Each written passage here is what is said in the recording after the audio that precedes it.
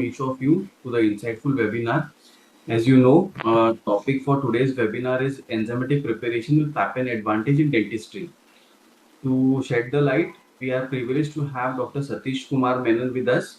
I will introduce Dr. Satish. Just a brief introduction.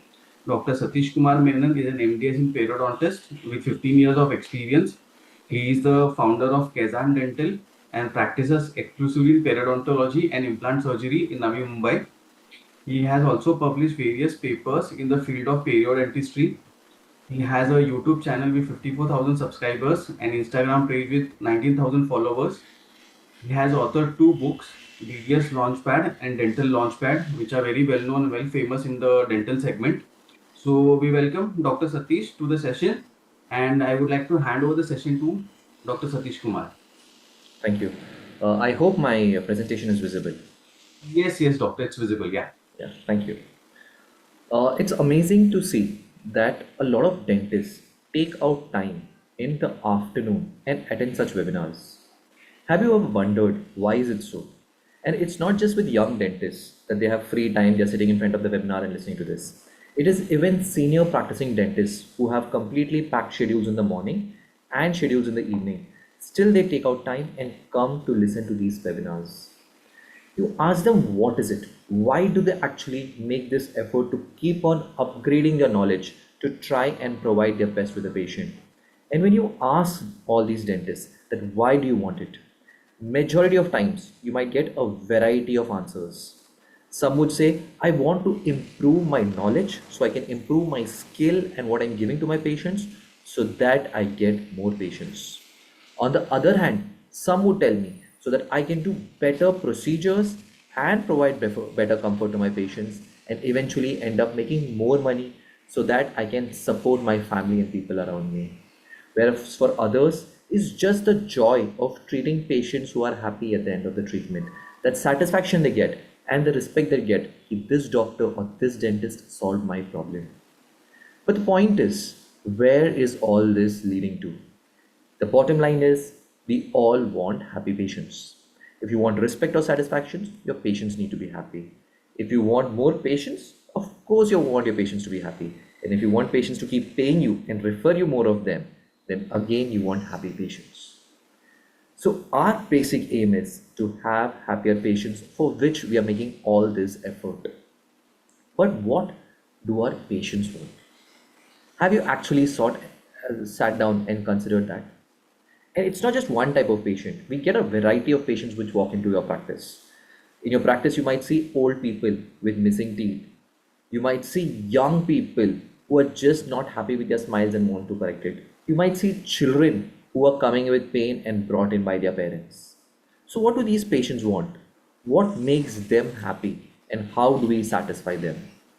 For that, we always ask ourselves, what do patients want? And jokingly, when a group of dentists sit together, the answer is, मेरे patient को discount ही चाहिए. My patient wants only discount. But is that actually true? Have you seen of practices where there are a lot of patients and the doctor out there is actually charging a huge amount? There are also clinics where the dentists are charging minuscule amounts and are not able to get patients. So is it only on the basis of charges you see patients moving from one clinic to other? I don't think so. And I'm sure you also, if you look in deep, realize that patients don't look for that. Then comes good treatment. You might do a perfect obturation, okay, which is like 0.5 mm short of the apex. The patient has slight pain and he comes barging into your practice the next day. On the other hand, there's a adjacent tooth with a root canal done 20 years ago, which is like half filled and the patient has no pain. So is patient looking for the perfect obturation? No. So they don't want the absolutely perfect treatment based on what we feel what perfection is. So what they actually want? Patients want basically three things. First is function. That is, they should be able to chew. There should be no discomfort or difficulty while eating or going about their regular day. Second is aesthetics. When they smile, people should know that they have teeth which seem natural even if they are artificial and they look beautiful with that smile. And the third thing is during the procedure and even after the procedure, they want less pain, and discomfort. These are the crux of the three things which make what a patient happy and what they actually desire. So, one method in which we reduce their pain and discomfort post procedure or during the procedure, which we are doing since dentistry actually began, is prescribing medication. And this is one of the strongest tools in our armamentarium to try and keep our patients happy. In today's day and age, patients can shift dentist even if they have some amount of swelling or discomfort and they feel the other dentist is doing a better job. So what we need to do is, even after a procedure, we need to see that our patients are having less discomfort. And why does this discomfort post-procedure happen? It usually happens because of something known as inflammation. Now, inflammation means what? You're setting something on fire. It's basically your body is literally on fire. It happens when there is any irritation. It can be physical trauma, chemical, or it could be due to infections due to bacteria, virus, or even an injury. Now, what are the symptoms which a patient might feel? It might be heat, that is rubor. It might be, that's tube, increase in temperature of that area. They might feel swelling out there. They might feel redness and they might feel pain. There were Latin words given for these, known as rubor, tumor, dolor, and calor. Then a fifth one was added, known as functionalacia or loss of function. We rarely see this fifth sign of inflammation in dentistry. It is only seen when there is a swelling, maybe the joint, and the patient is not able to open his jaw or function properly. Otherwise, most of our patients suffer from four signs of inflammation, that is heat, redness, swelling, and pain. Now, we need to ask ourselves, is inflammation actually bad? Do we always need to completely solve it and suppress it? The answer is no. Inflammation is basically a body's protective mechanism to any trauma or injury you might suffer. So, if you have a common cold, you sneeze, it's basically an inflammatory sign trying to throw out the bacteria and viruses of your body. You might have it when you have a burn, when you have a cut. In all those places, you might have inflammation, which is basically trying to help and protect your body. It is when this inflammation is seen for a longer duration, continuously traumatizing your body, it is where it becomes toxic to the body. It can cause anything from cardiovascular diseases to neurological diseases and is also found to be causing cancers. So our aim is not to completely eliminate inflammation, but to try and control it so that we see our patients are in less discomfort post procedure. So what actually is inflammation? What happens out there? Imagine you are walking through the road and there is an accident which happens by the side. Suddenly, because of the accident, a crowd begins to come and surround that space. What does the crowd do? Someone from the crowd would end up calling the police so that they come and take care of the area. Other person would call the ambulance to try and help the injured people. The third person might end up calling his friends just so that they can take photos and see what's happening out there. Similarly, a complete crowd forms there. In inflammation, when there is an injury, there are certain cells which are present in the site. These cells send out signals which are known as mediators.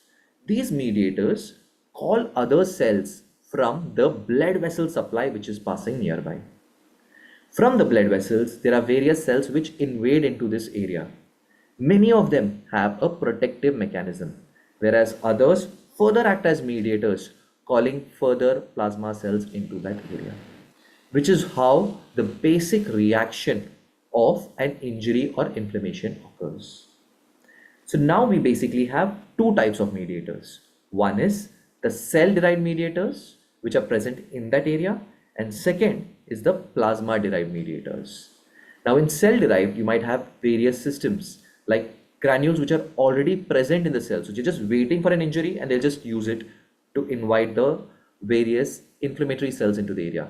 For example, histamine and serotonin. Some have to be created on the spot like prostaglandins and leukotrienes, which then act as mediators. From your plasmas, you have mediators in two types. One is a complement activation system and second is the factor 12 system.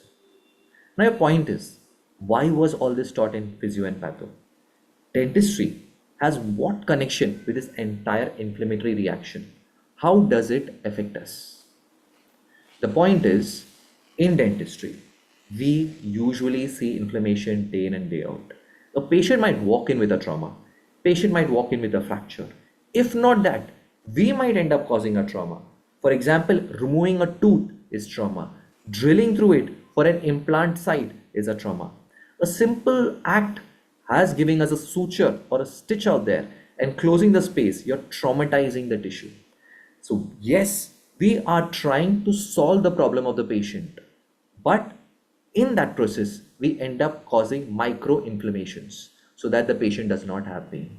It's basically small term pain for long term gain. That's what we are trying to do. So, when we give this inflammation, maybe by an extraction or sutures or implants and so on and so forth, you always ask the patient, their first question will be, will it pain during the procedure? And if you anesthetize and you tell, no, it's not going to pain, it's going to be very smooth, their next question is going to be, but I think it is going to pain after the procedure. What about after this anesthesia wears off? I'm sure it is going to be painful. I'm sure there's going to be a swelling. This is what the patients tend to fear.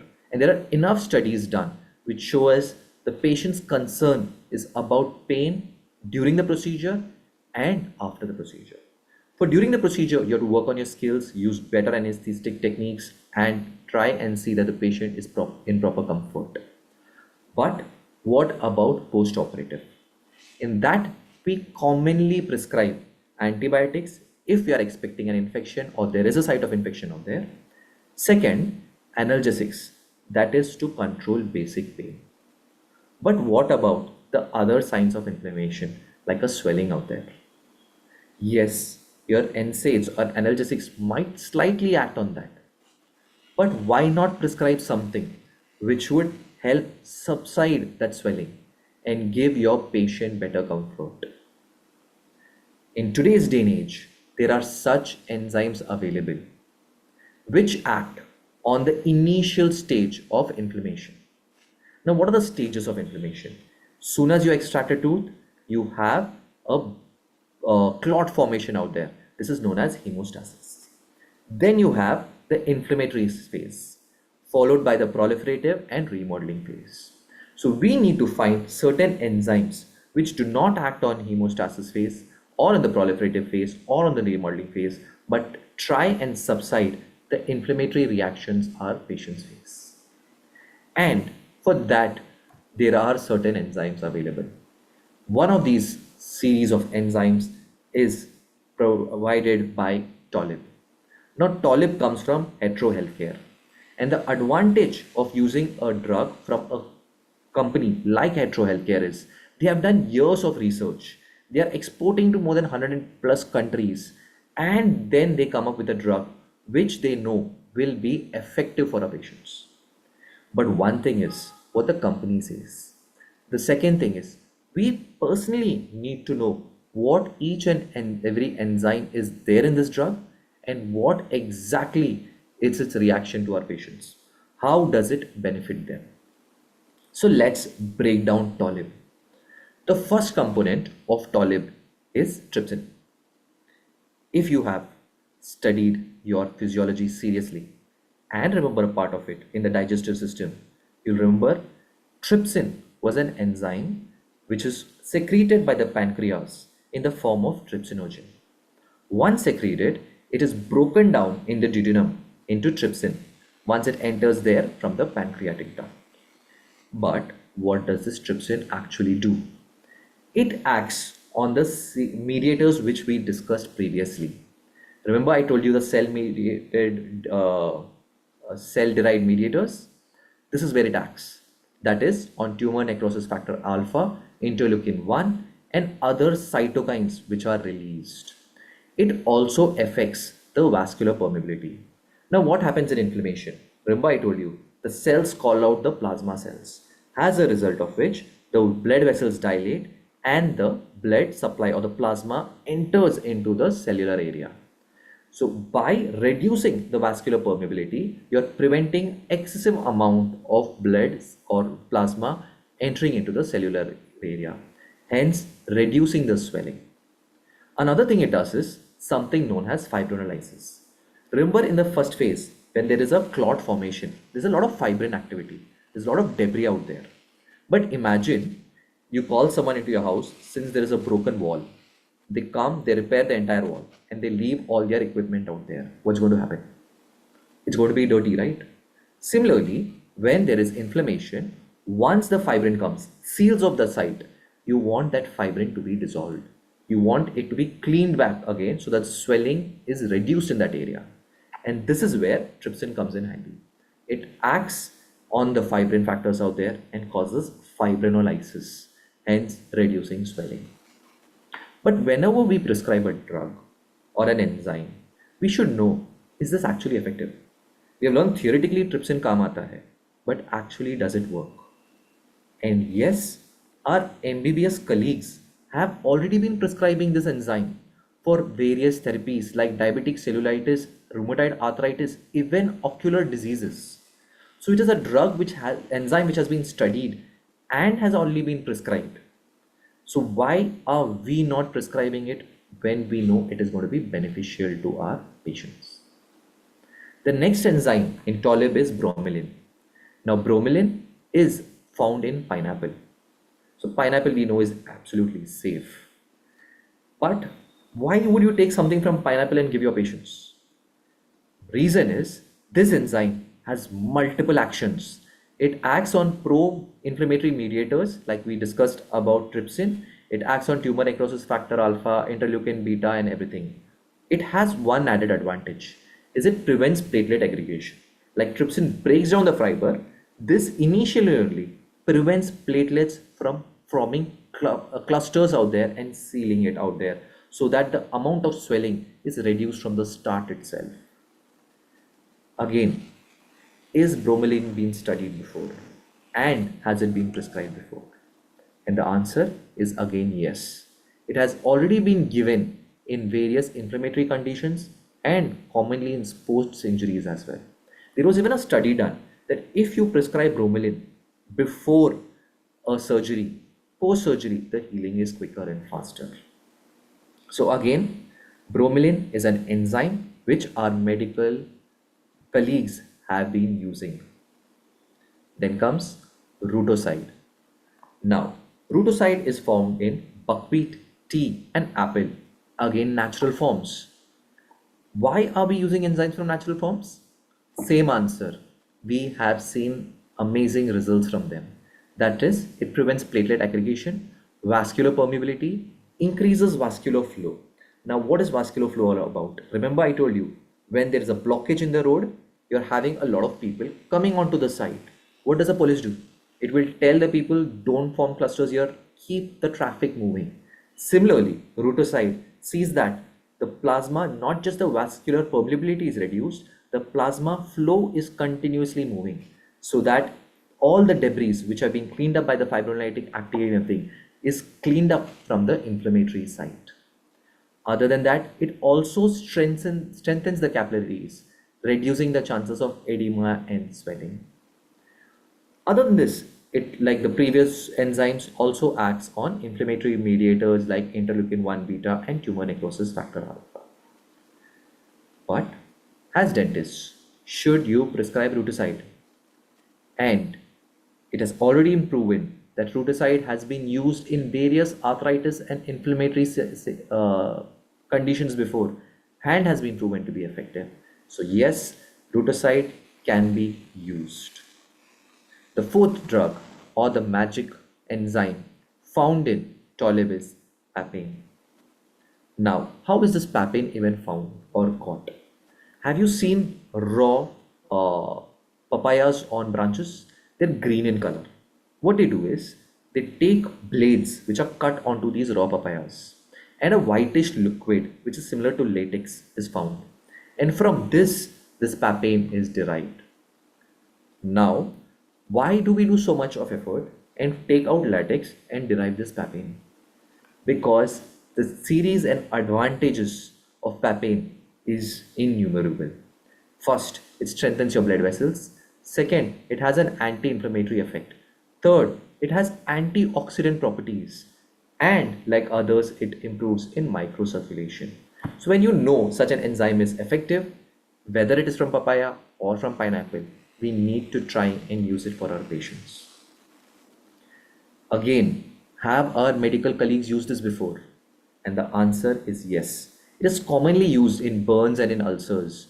Ulcers might be leg ulcers, pressure ulcers, diabetic foot ulcers. They are seen. It is very advantageous in increasing the healing of such patients.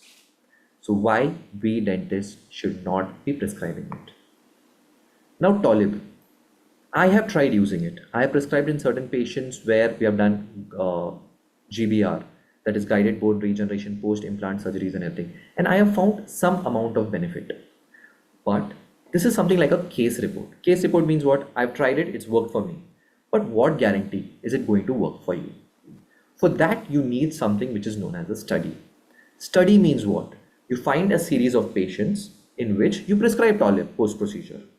Find another series of patients in which you do not prescribe Tolib post procedure and see that the same procedure is more or less done in the same group. And then you see whether Tolib is effective or not. And this study is available. This is done in Savita Dental College in Chennai, where they found 60 participants who required third molar extractions.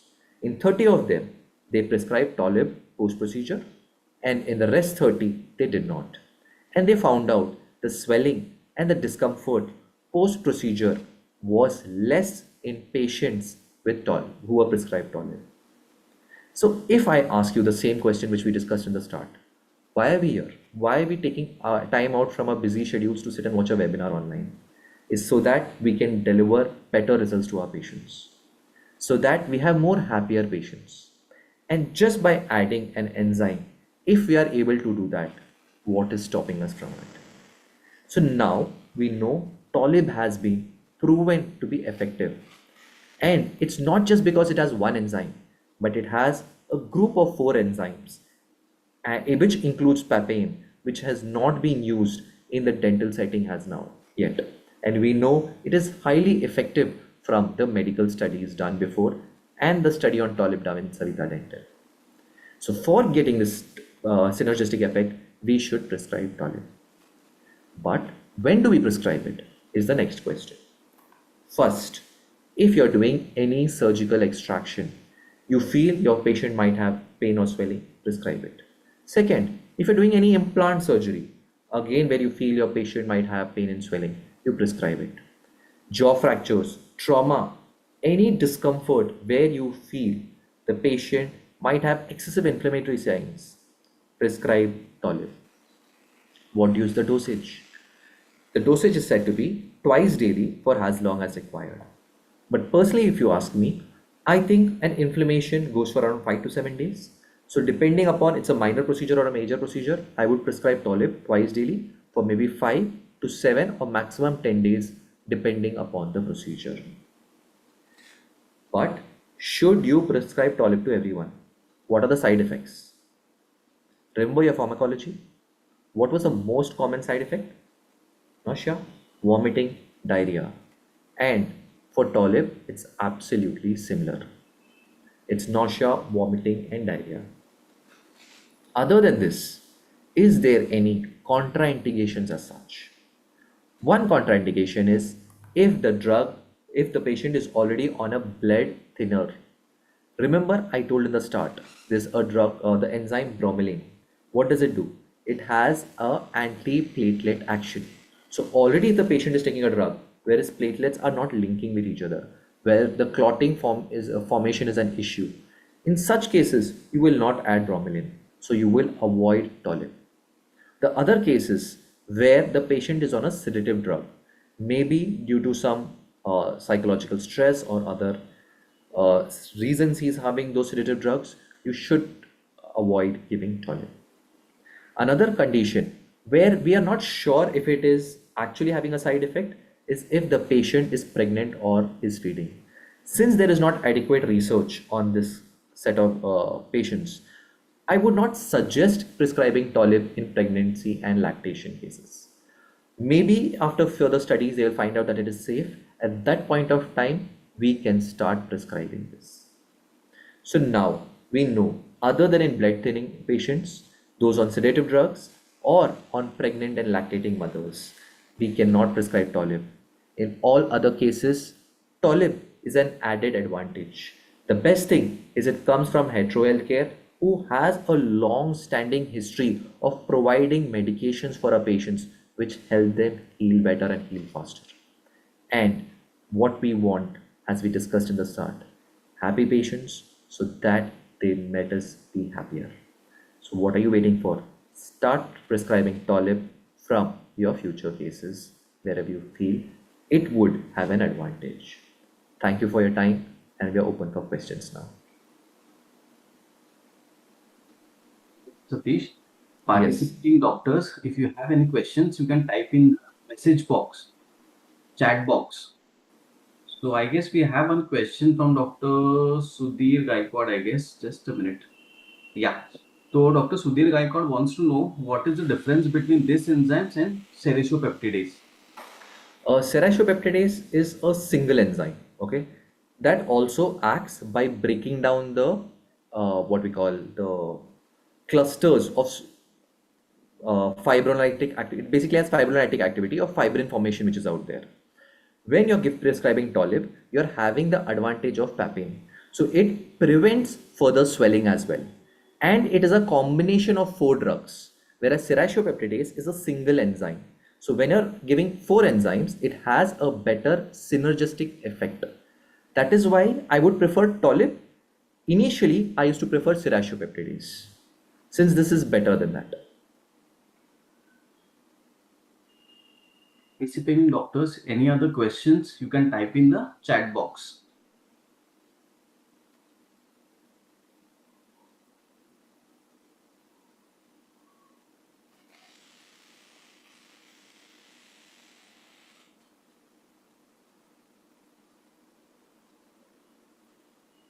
I guess no more questions. So yeah, there's one question from Dr. Inakshi Jain. Just a minute. Yeah. So dosage and how many days minimum? So doctor is asking about the dosage and for how many days she should prescribe it basically. The dosage is twice daily, and I would decide based how many days I need to prescribe it based on how complex the surgery was. If it's a simple extraction, I'm expecting minimal inflammation 3 days. If it's a surgical extraction like a third molar, or if I'm done a basic implant procedure, I would prescribe it for 5 days. If I'm doing something like a complex procedure where I'm doing a guided bone regeneration or a CTG or a free gingival graft, in those cases, I would prescribe it for 7 to 10 days depending upon how much inflammation I'm expecting. So, since this is not an antibiotic that you need to give at least a 5-day dose for it to be effective, and you're not worried that the patient would form resistance to it, you can modulate it from 3 to 10 days, is what I basically prescribe it for based on how much amount of inflammation I'm expecting there. Okay. Any other questions, doctor? Any other questions? You can type in the chat box.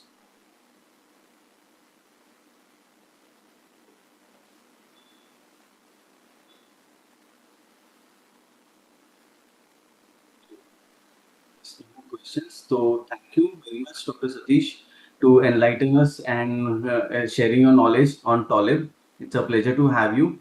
Thank you Thank for your you. time as well. I hope this session will help all the doctors who have joined in to know Tolib in a better way. Thank you. Thank you so much. Thank you for your time. Yeah.